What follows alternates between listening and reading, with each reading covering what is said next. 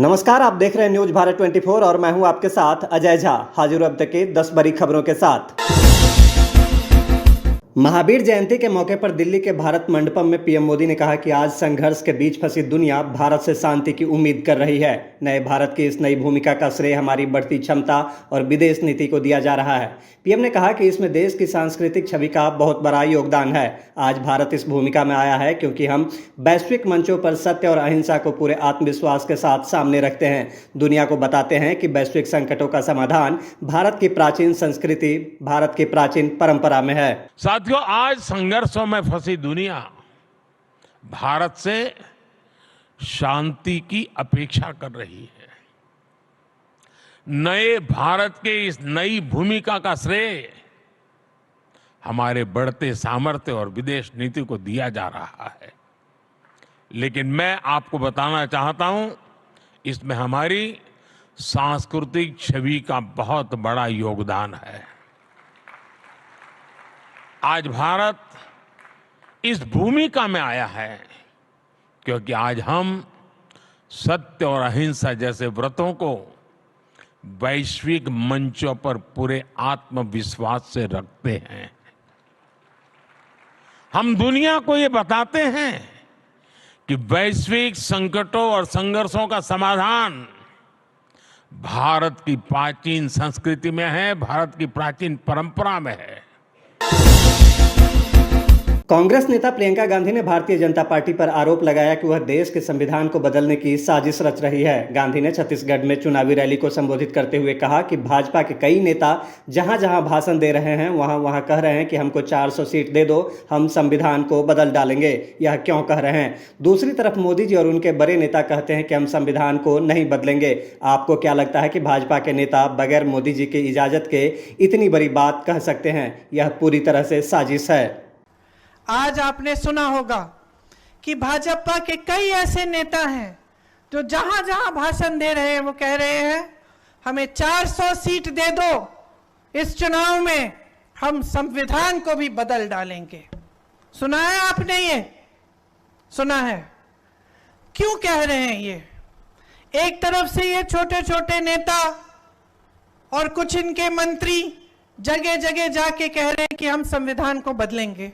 दूसरी तरफ मोदी जी मंच पे आते हैं और इनके बड़े नेता कहते हैं कि हम संविधान को नहीं बदलेंगे। तो जनता क्या सोचे कि क्या हो रहा है?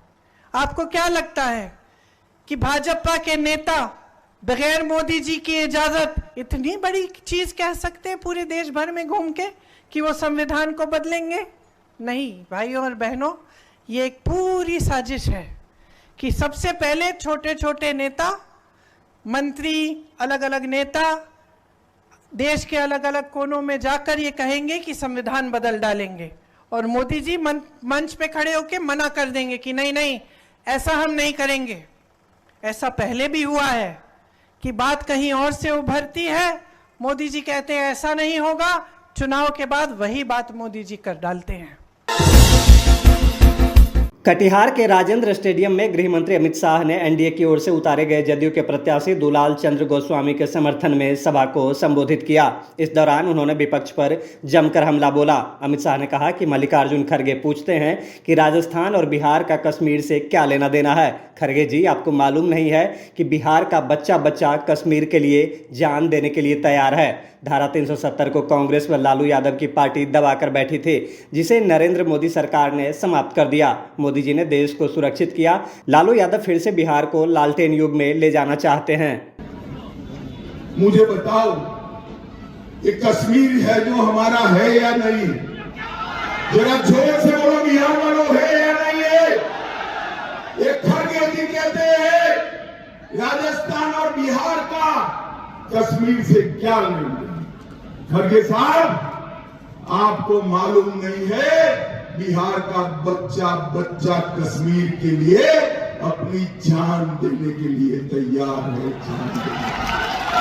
भाई और बहनों, धारा 370 को लालू और कांग्रेस पार्टी 70 साल से बचाकर बैठी थी।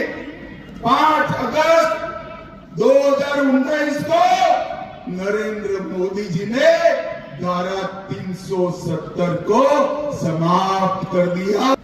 आज लालू जी और कांग्रेस पार्टी एक होकर हमारी पार्टी और जदयू नीतीश जी के खिलाफ चुनाव लड़ रही है। आप लोगों को लालू राबड़ी का शासन याद है या नहीं है भाई?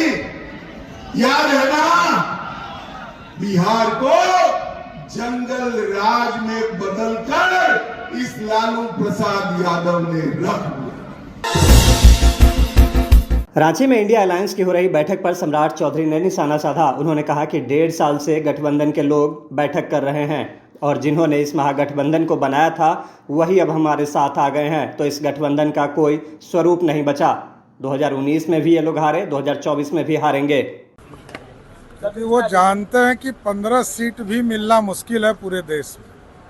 कांग्रेस पार्टी ना बिहार में खाता खुलना है और वो तो अब अपने सीटों से भी भागने की तैयारी कर रहे हैं। गठबंधन के लोग तो पिछले 1.5 साल से बैठक कर रहे हैं, 2 साल से, और जिन्होंने महागठबंधन इंडी गठबंधन बनाया था वही अब हमारे साथ है, नीतीश कुमार जी। इसलिए इस गठबंधन का क्या कोई स्वरूप ही नहीं है। 2019 में भी हारे थे, 2024 भी इंडी गठबंधन हारे। लोकसभा चुनाव के दूसरे चरण को लेकर अब सभी पार्टियां चुनाव प्रचार में जुटी हुई है, लेकिन इस बीच आम आदमी पार्टी की मुश्किलें थमने का नाम नहीं ले रही है। आम आदमी पार्टी के लोग आरोप लगा रहे हैं कि केजरीवाल को जेल में दवाएं नहीं दी जा रही है। आपके बुराड़ी से विधायक संजीव झा और आतिशी ने तिहाड़ जेल पहुंचकर इंसुलिन के साथ प्रदर्शन किया। केंद्र सरकार और जेल प्रशासन पर जमकर बरसे।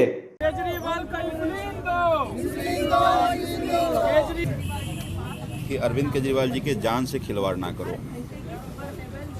अरविंद केजरीवाल जी हाई डायबिटिक हैं और लगातार शुगर 300 के करीब है।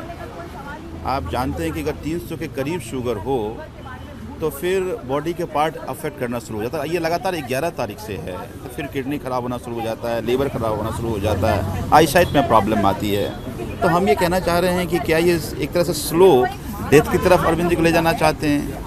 पेशेंट ये कह रहा है कि हमें इंसुलिन चाहिए, तो आप इंसुलिन क्यों रोक रहे हो? एक बात समझिए, अरविंद जी के फैमिली डॉक्टर हैं, अरविंद जी कह रहे हैं कि भाई हमसे वीडियो कॉन्फ्रेंस से बात करा दो। ये क्या, ये टेररिस्ट हैं क्या?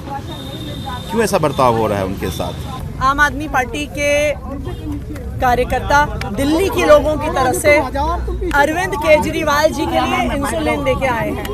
हम तिहाड़ जेल के सामने खड़े हैं। तिहाड़ प्रशासन भारतीय जनता पार्टी के कहने पर अरविंद केजरीवाल जी की इंसुलिन रोके हुए हैं। अरविंद केजरीवाल जी 12 साल से डायबिटीज के मरीज हैं। 54 यूनिट इंसुलिन रोज लेते आए हैं वो।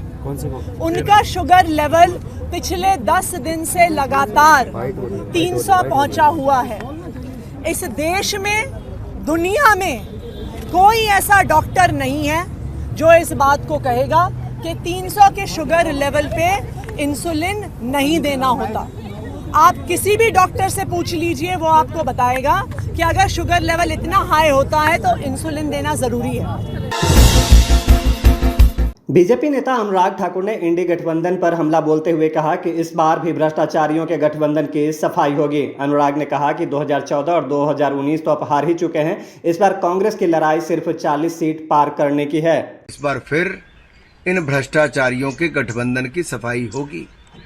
लोगों ने मन पक्का बना लिया है। और राहुल जी को मैं इतना कहना चाहता हूं, ना 2014 में ना 2019 में आपको जनता ने जिताया। इस बार भी कांग्रेस की लड़ाई केवल 40 पार करने की है और भाजपा को जनता पूर्ण बहुमत और 400 पार करने का आशीर्वाद देगी। कांग्रेस देश को कमजोर करने की सोचती है।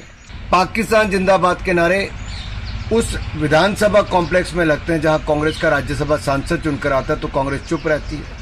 बम विस्फोट कर्नाटक में होते हैं और आप उस पे भी मूक दर्शक बन के रहते हैं। कांग्रेस तुष्टीकरण की राजनीति कितनी करेगी? देश को कमजोर करके विदेशी ताकतों का कितना सहयोग लेगी? क्योंकि इनके बयान उन लोगों से मिलते हैं जो भारत को कमजोर देखना चाहते हैं।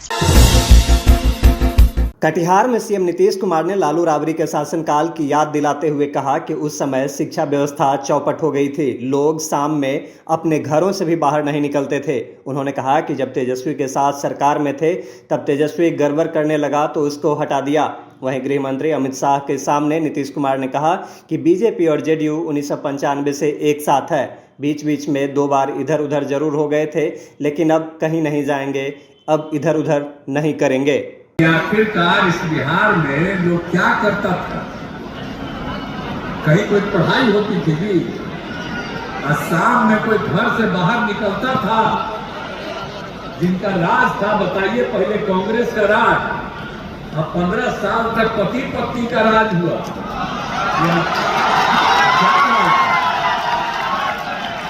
अरे हम तो बीच में 2 बार लोग को मौका दिए और गड़बड़ किए तो हटा दिए, लेकिन हम तब भी हमसे बात किए तो आपने कहा कि नहीं ठीक है, अब हम लोग सब ठीक है, अब कभी बाएं दाएं हम नहीं जाएंगे, जो पहले से था वही रहेंगे और हम लोग सब मिल करके जो भी काम करना है वो काम करेंगे।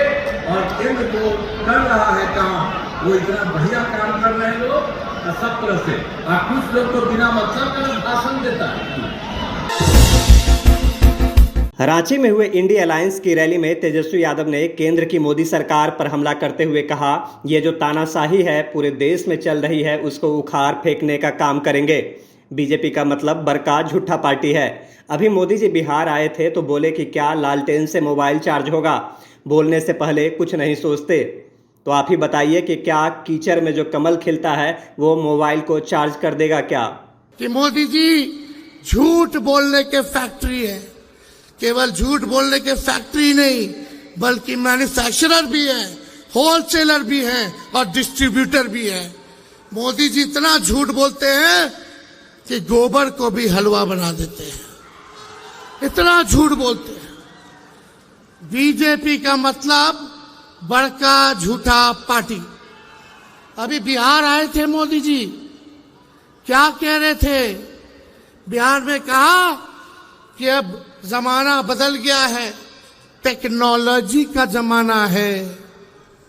बोले कि लालटेन जो है, लालटेन क्या चार्ज कर देगा मोबाइल को, ये बोले।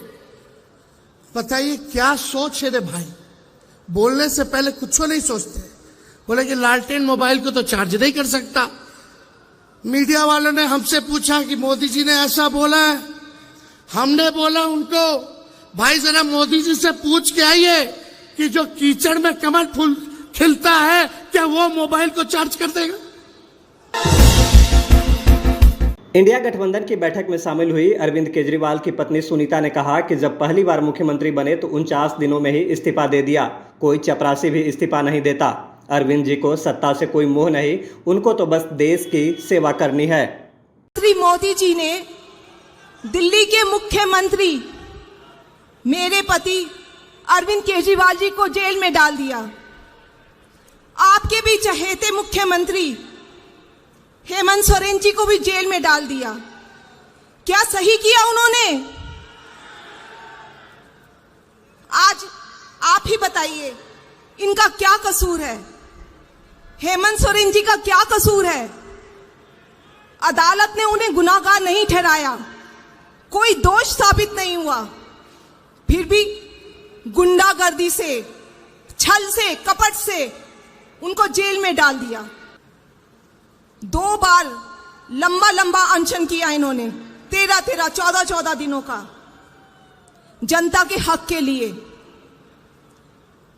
शुगर के मरीज हैं, डॉक्टर्स ने मना किया, ये नहीं माने और अपनी जान दांव पर लगा दी। ऐसे शख्स है अरविंद केजरीवाल जी, उसूलों के एकदम पक्के। पहली बार जब दिल्ली के मुख्यमंत्री बने तो 49 दिनों में ही इस्तीफा दे दिया। कोई चपरासी भी अपनी नौकरी नहीं छोड़ता। अरविंद जी को सत्ता से कोई मोह नहीं है, बस उन्हें तो देश की सेवा करनी है। नवादा में चौरसिया समाज के लोगों ने बीजेपी को वोट दिया तो राजद समर्थकों ने 20 परिवार के पान की खेती में आग लगा दी। आग लगाने से न सिर्फ पान के पौधे जलकर राख हो गए बल्कि कई एकड़ में लगे गेहूं के फसल भी जलकर खाक हो गया। इससे लाखों का नुकसान हुआ है। हमलावरों ने खेत के मालिकों की भी जमकर बेरहमी से पिटाई कर दी और एक कार को भी आग के हवाले कर दिया। इलेक्शन के मुद्दा है। इलेक्शन में हम लोग जो है बीजेपी का समर्थन थे, बीजेपी के वोट दे रहे थे और ये लोग जो है कि राजद समर्थक था, राजद का वोट दे रहा था। इसी में विवाद हुआ था। उसमें बीसे पासवान और एगो अरविंद मुखिया पूर्व में था, उसका लड़का था और अर्जुन पासवान थे। यही लोग का माने लड़ाई हुआ और इसी बीच में वो अपना पत्नी को पूजा के नाम पर भेजा और आके बरेजा में आग लगा दिया। भागते हुए ग्रामीण उसको पकड़ कर रखा और पुलिस को हवाले कर दिया। आग लगने के 2 घंटा के बाद पुलिस आया। अग्नि से बला बुताने वाला भी 3 घंटा के बाद आया। पूरे जल के समाप्त हो गया है। 1000 अतरा के लमसम और करीब 15 से 20 किसान का बरेजा जल गया है। 2 ठो गाड़ी जल गया है। 4-5 वो पूंज जल गया है। करीब 5 बीघा गेहूं जल गया है। ये सब मुआवजा उच्च पदाधिकारी से करवाया जाए कि ताकि हम लोग को मुआवजा मिले। और ये जो है कि राजद और बीजेपी का तनाव के लिए चल ही रहा है और प्रशासन जो है ज़्यादा ही उसका समर्थक कर रहा है और हम लोग को कोई देखने वाला अभी तक तो है नहीं। अभी तक के खबरों में बस इतना ही। मुझे दीजिए इजाजत। नमस्कार।